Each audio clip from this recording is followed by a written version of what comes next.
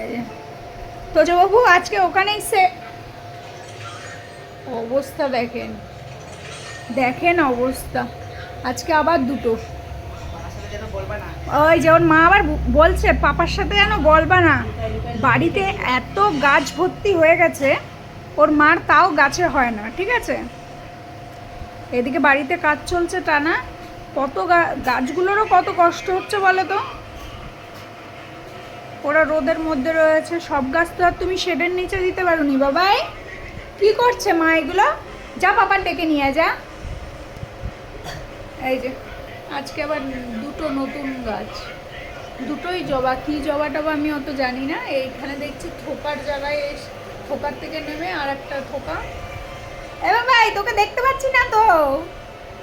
এই দেখ, এই দেখ,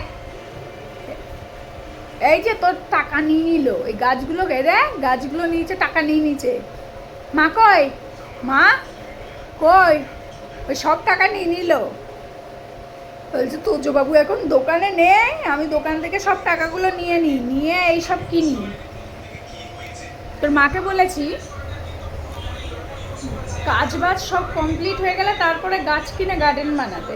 আর তোর মা নিচের গাছগুলো কাটা পড়ে গেছে। তোর মা এই কাজ চলতে চলতে কম করে 15 থেকে 20টা কম করে গাছ কিনেছে।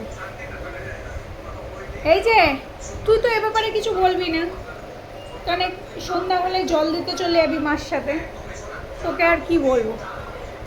ওই ওই দে আরেকটা। কি অবস্থা, এবার পাপাকে ডাকতেই হচ্ছে। তোজো দেখ অবস্থা দেখ। আজকে আমি তোদের কেস খাওয়াবোই খাওয়াবো, তুই শুধু দেখ, দেখ তুই শুধু।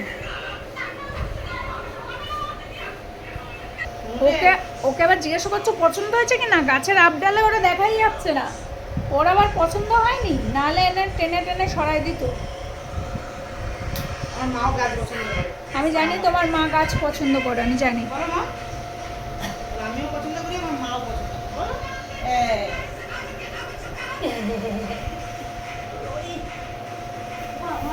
আজকে পাপা আসুক বাড়িতে, আমি নালিশ করব তোদের নামে। দাঁড়া দাঁড়া, আমি নালিশ করব।